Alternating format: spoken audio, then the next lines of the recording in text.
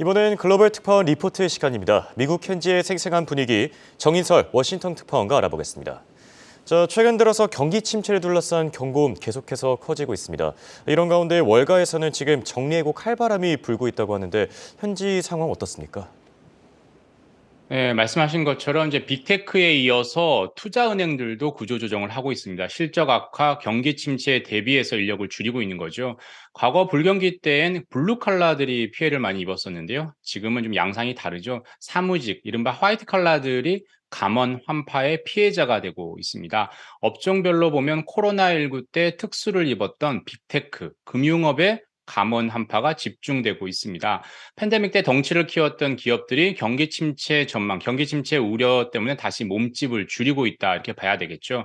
우선 골드만삭스가 내년 초 수천 명의 직원을 해고할 것을 지금 언론 보도를 통해서 나오고 있습니다. 감원 규모는 4천 명에 육박할 것이다라는 전망이 나오고 있죠. 골드만삭스 인력이 5만 명에 가까운데요. 그 가운데 한 8% 정도 인력을 줄이는 겁니다. 골드만삭스 인력은 2019년만 해도 3만 8천 명이었는데 3년 만에 20%가 증가했습니다. 저금리와 자산시장 호황에 힘을 얻는 건데 이제는 그게 끝이 났으니까 선제적 차원에서 감원을 하고 있다 이렇게 해석을 해야 될 것 같습니다. 지난 9월에 골드만삭스는 수백 명을 1차로 해고하고 이번엔 감원 규모를 4천 명 정도로 늘린 겁니다. 지난달엔 시티그룹과 바클레이스가 소규모로 인력을 감축했었고요. 이달 들어서는 웰스파고 그리고 모건 스탠리가 전체 인력의 2%인 1,600명을 내보냈습니다. 유동성 위기설이 계속 돌고 있는 크레딧 스위스는 올 4분기에 2,000명을 해고하고 2025년까지 총 9,000명을 감원할 계획이다라는 보도가 나오고 있습니다. 뱅크 오브 아메리카는 채용 속도를 늦추는 형태로 몸집을 좀 줄이고 있습니다. 전체적으로 보면 지난해까지 월가 IB들은 인수합병과 IPO, 기업 공개 등으로 인해서 큰 돈을 벌어서 인력을 크게 늘렸습니다. 하지만 올 들어서 인플레이션, 전쟁, 금리 인상, 그리고 경기 둔화 우려로 인해서 타격을 받고 몸집을 줄이고 있다 이렇게 봐야 될 것 같습니다.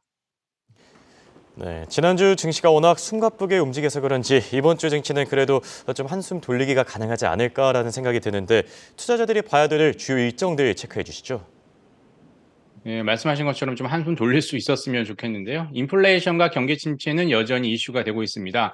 인플레이션과 관련해선 임금이 가장 지금 큰 관심사죠. 하지만 이번 주에는 뭐 고용 보고서라든지 임금 관련 지표는 나오지 않습니다. 경기 관련 지표들이 이제 속속 발표가 되는데요. 지난주엔 소매 판매가 예상보다 악화해서 경기 침체 우려를 키웠었죠. 이번 주엔 주택 관련 지표들이 속속 발표됩니다. 금리 인상에 가장 민감한 주택 시장은 최근 들어 빠르게 둔화하고 있죠. 주택 지표가 크게 안 좋아지면 물가 지표에 반영이 돼서 특히 CPI 같은 경우 주거비 항목 비율이 크기 때문에 큰 영향을 줄 것 같습니다. 19일에 전미주택건설협회의 주택가격 지수가 발표되고요. 20일에 신규 주택 착공, 다음날 21일에 주간 모기지 신청 건수, 11월 기존주택 판매 건수가 발표되고요. 마지막 23일 금요일엔 신규 주택 판매 건수도 공개가 됩니다. 물가와 관련해서는 페드가 가장 중시 여기는 개인 소비 지출, PCE 지표가 23일 금요일에 발표됩니다.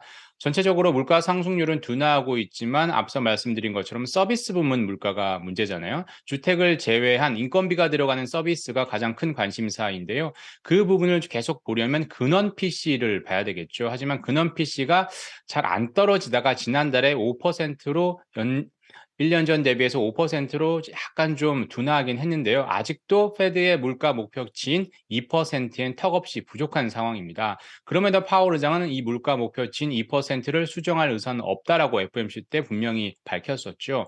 그리고 기업 실적도 나옵니다. 지난 분기에 초반부에 발표돼서 분위기를 좀 약간 어닝 시즌 분위기를 망쳤었는데 이번에도 그 종목들이 시작을 합니다. 나이키, 카맥스, 페덱스, 마이크론 등이 실적을 발표를 합니다. 이번 주를 전체적으로 조망을 해보면 경기 침체와 관련해 주택과 기업 실적을 잘 봐야 할 것 같고요. 인플레이션과 관련해선 PC, 특히 근원 PC를 주목해야 될 것 같습니다. 지금까지 워싱턴에서 한국경제신문 정인설이었습니다.